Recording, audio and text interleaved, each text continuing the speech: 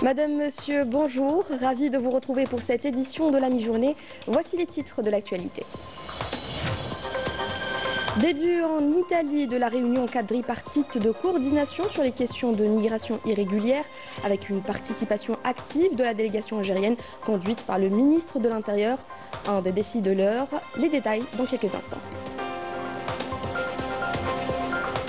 Le Mali, sous la direction d'Assimi Goïta, se dirige vers un avenir incertain, instabilité et gestion chaotique menaçant le pays et toute la région. Les répercussions pourraient être irrémédiables.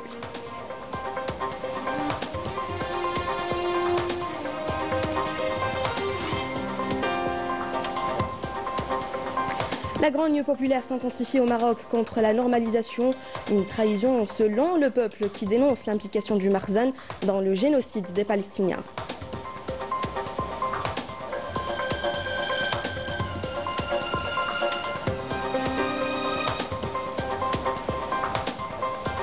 Retour dans cette édition sur un documentaire illustrant le combat des Sahraouis pour leur indépendance et leur survie, le long du mur de la honte, des brigades féminines actives aux côtés des hommes pour nettoyer la région des mines plantées par l'occupant marocain.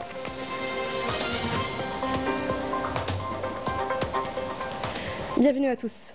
Chargé par le président de la République Abdelmadjid Tebboune, le ministre d'État, ministre des Affaires étrangères, de la communauté nationale à l'étranger et des Affaires africaines Ahmed Attaf est arrivé hier à Antalya en Turquie pour représenter l'Algérie aux travaux de la 4e édition du Forum diplomatique d'Antalya, dont l'ouverture est prévue aujourd'hui. Placé sous le thème « Restaurer le rôle de la diplomatie dans un monde fragmenté », cette édition prévoit l'organisation d'une dizaine d'ateliers portant sur plusieurs questions et dossiers d'actualité avec la participation de responsables gouvernementaux, de représentants d'organisations internationales et de personnalités du monde académique et médiatique. En marge des travaux du forum, Attaf aura des entretiens bilatéraux avec ses homologues de pays frères, amis et partenaires, ainsi qu'avec les responsables d'organisations internationales. Les travaux de la réunion quadripartite de coordination sur les questions de migration irrégulière ont débuté ce matin dans la ville de Naples, en Italie, avec une participation active de la délégation algérienne conduite par le ministre de l'Intérieur, des collectivités locales et de l'aménagement du territoire, Brahim Merred, aux côtés de ses homologues d'Italie, de Tunisie et de Libye.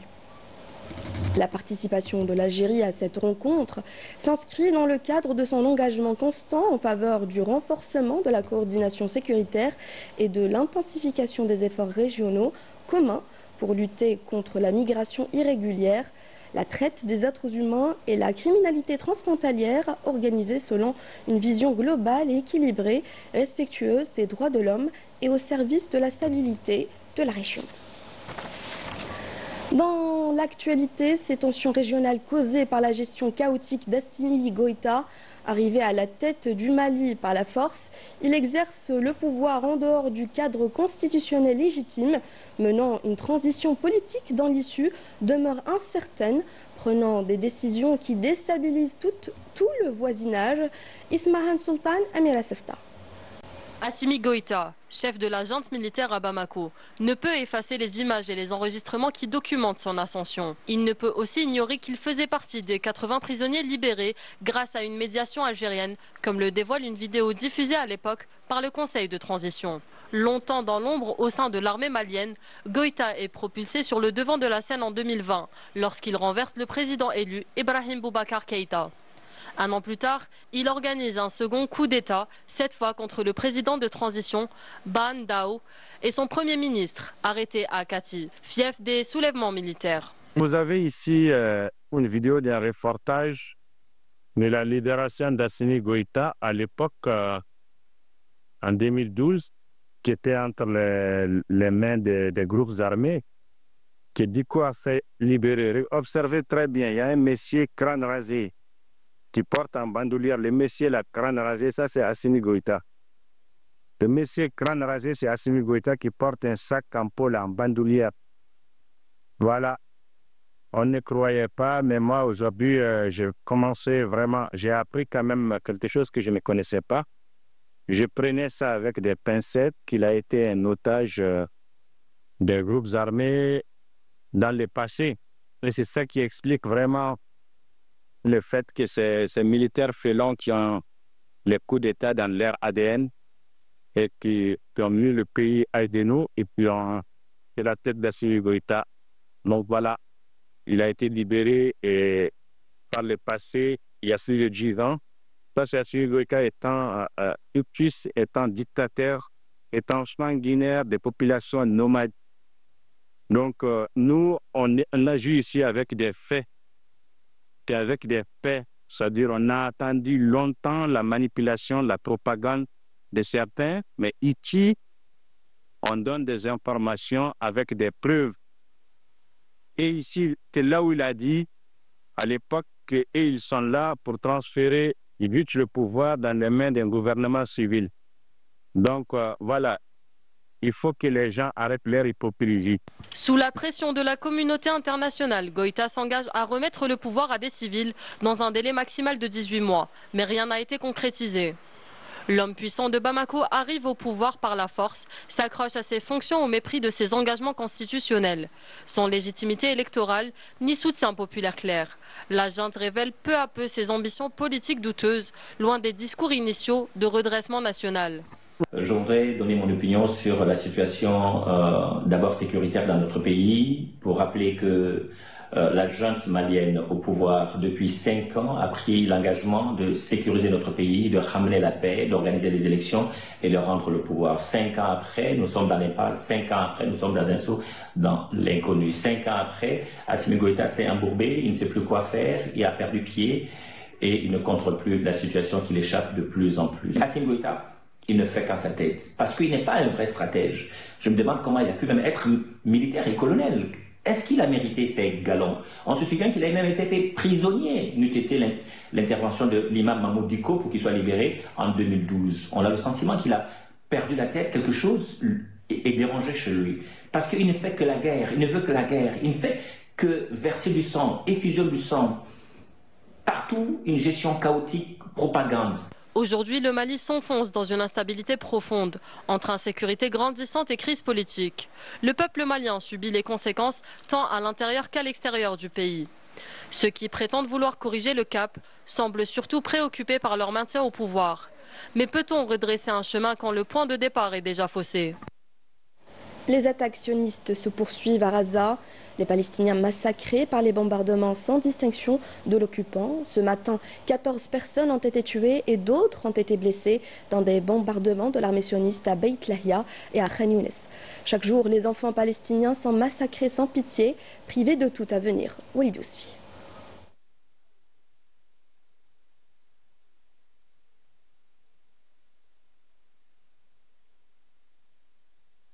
« 2023, un bilan qui s'alourdit de jour en jour dans la bande de Raza.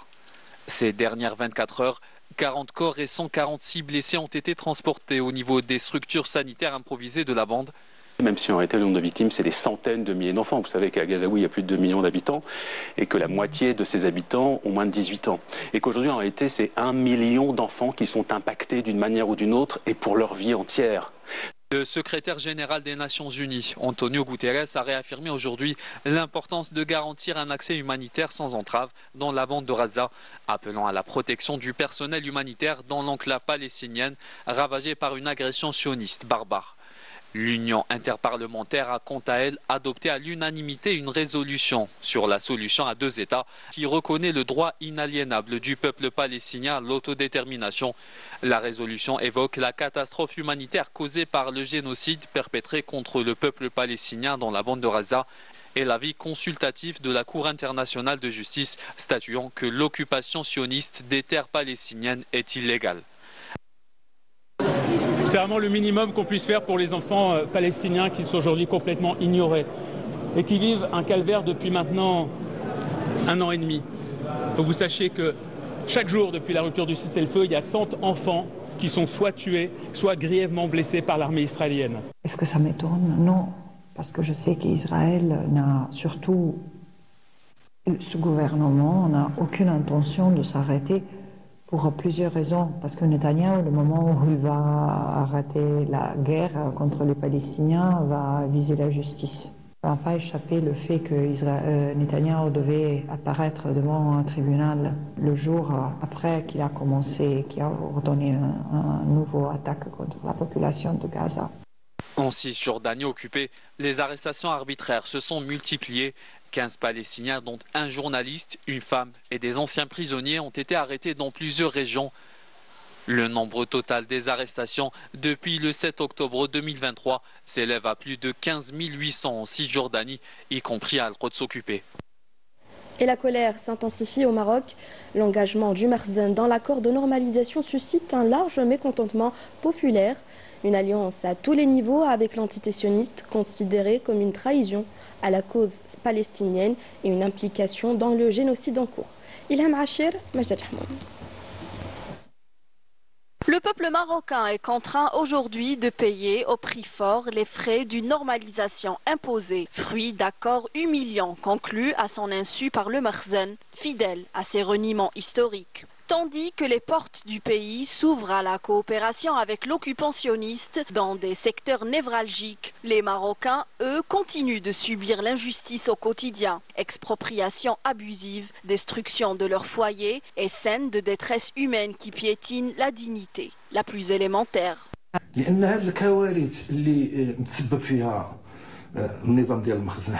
Les catastrophes provoquées actuellement par le régime du Makhzen, en particulier la confiscation des biens du peuple et les opérations de déplacement forcé, ne font qu'accentuer le sentiment d'humiliation chez les Marocains, qui se rapprochent dangereusement d'une explosion sociale face à cette pression grandissante.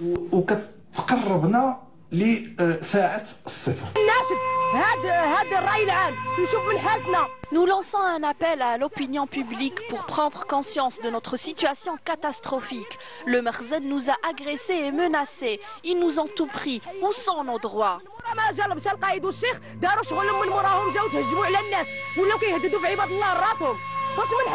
Pour couronner le tout, le régime du Makhzen a ouvert ses portes aux navires chargés d'armes destinées à anéantir les Palestiniens en pleine offensive sanglante contre les civils. Alors que les consciences libres à travers le monde s'élèvent pour dénoncer l'agression, le Maroc, lui, poursuit son rapprochement avec l'entité sioniste sans aucune honte. Face à cette dérive, la campagne internationale de boycott et de désinvestissement présidée par le Maroc tire la sonnette d'alarme. Elle condamne l'accostage de ces cargos au port de Tanger et appelle la rue marocaine à se mobiliser pour faire pression sur le régime et faire tomber les accords de normalisation. Au Sahara occidental, les femmes sahraouis engagées aux côtés des hommes dans la lutte pour leur indépendance affrontent des dangers immenses. Le documentaire de la chaîne Arte nous plonge dans leur quotidien en suivant une démineuse qui tente de nettoyer les zones minées laissées par l'occupant marocain, ainsi que d'autres femmes courageusement engagées dans l'armée, risquant leur vie pour protéger leur peuple et leurs enfants. Solution définitive qui vient concrétiser les espoirs d'un peuple qui aspire à son indépendance. Les forces coloniales sans scrupules qui n'ont pas hésité à miner le sol sahraoui. En effet, à travers les témoignages des femmes sahraouis, ce reportage dévoile la réalité d'un peuple en lutte, en proie à des mines antipersonnelles, enfouies tout au long du mur de la honte. En de séparation de 2700 km construit par le Makhzen. Quand je rentre dans une zone minée, j'ai peur. Mais au fur et à mesure, la peur s'estompe. Tu fais juste ton travail. Le reportage suit également Faïl, qui, à l'instar de sa mère, a choisi de s'engager dans la brigade féminine. Le documentaire met en lumière ce combat souvent passé sous silence, celui des Sahraouis, qui entre exil, résistance et héritage préservent la mémoire de leur peuple et l'espoir d'une terre libre. La marche pour la liberté en France en soutien aux prisonniers sahraouis a rencontré un écho retentissant, une mobilisation qui dérange le régime du Makhzen au point de tenter de la perturber et d'enfreiner l'élan populaire en multipliant les manœuvres pour en détourner l'objectif. Fouzi Etedj, Walid Yousfi. Une marche pacifique porteuse d'un appel fort à la libération des prisonniers sahraouis semble avoir semé le trouble au sein du régime marocain. L'initiative, qui a trouvé un large écho auprès des militants et défenseurs des droits humains, a été confrontée à une réponse brutale, faute de pouvoir étouffer la portée symbolique et politique de cette mobilisation. Le Marzane tente de réduire au silence une voix qui ne cesse de gagner en force. Au moins 50 personnes marocaines qui sont venues manifester devant le centre social qui accueille des enfants, et au point qu'ils nous empêchaient d'entrer et de sortir. Et ils ont fait une intrusion dans la maison pour demander les enfants pour pas qu'ils subissent la propagande sahraoui. Et donc il a fallu que les animatrices se défendent en disant mais vous n'êtes pas le père des enfants, c'est pas à vous de le prendre. Les quelques Sahraouis qui étaient là, moi je les ai empêchés de sortir pour pas qu'elles soient attaquées par les Marocains. Donc on est un petit peu gênés. Heureusement la LDH est courageuse, elle sait ce qu'il faut faire, mais on s'inquiète beaucoup pour la suite. Loin d'être une simple traversée, la marche de la liberté se poursuit sur pas moins de 3000 km en direction du Maroc, dénonçant la détention des prisonniers sahraouis et les violations persistantes des droits humains dans les prisons du Marzane. J'ai été condamné à 25 ans de prison par le Marzane. J'ai passé 7 ans derrière les barreaux où j'ai été torturé. Je suis venu pour participer à cette marche. En France. Cela témoigne également de l'échec du régime marocain et de ses agendas à faire face à la réalité portée par la marche de la liberté, la légitimité de la cause sahraoui. Cette réaction violente des sbires du Marzane intervient dans un contexte marqué par une intensification des dynamiques autour de la question du Sahara occidental. Elle survient alors que le Conseil de sécurité des Nations Unies s'apprête à tenir ce mois-ci une session de consultation sur le dossier du Sahara occidental. Sport football pour terminer avec la 22e journée de championnat de Ligue 1 Mobilis. 2 matchs ont été joués hier et ont vu le CR Belouizdad s'imposer en déplacement face à la JS Saoura par 3-1. L'US Mostaganem a fait match nul, 1 but partout face à l'Olympique Arbou. Le reste des rencontres sont prévues aujourd'hui, demain et lundi avec une affiche ce jour-là. CS Constantine, MC Oran. Les détails par Meissa Lebouhla. Actuellement 3e avec 36 unités, la jeunesse sportive de Kabylie traverse une dynamique positive avec 5 matchs sans défaite. Elle recevra à Tizi Ouzou l'US Biskra, avant-dernière avec 18 points. Dans un Les Canaries, portés par leur récent succès à Khenchla, viseront un nouveau triomphe pour consolider leur place sur le podium. En face, l'US Biskra en grande difficulté tentera un sursaut malgré l'ampleur de la tâche contre une formation kabyle en pleine confiance. Autre rencontre attendue, celle entre le Parado AC et le MC El Bayed, 2 équipes qui partagent la 5e position. Le rendez-vous prévu au stade 5 juillet s'annonce ouvert et indécis. MC El Bayed impressionnant, de régularité invaincu. Un succès permettrait à l'une ou l'autre formation de se rapprocher sérieusement du trio de tête. Ashlef, l'ASO en panne de résultats ces derniers temps, croisera le fer avec l'entente de Sétif dans un duel entre 2 équipes à égalité et en quête de rebond. L'entente de Sétif, fraîchement éliminée de la Coupe d'Algérie par le MC Al Bayed, cherchera à réagir et repartir de l'avant face à un adversaire qui veut retrouver de l'élan. Au bas du classement, le NC Magra Lanterne Rouge avec 18 points joue gros à domicile contre l'USM Khenchla, peu performante en déplacement.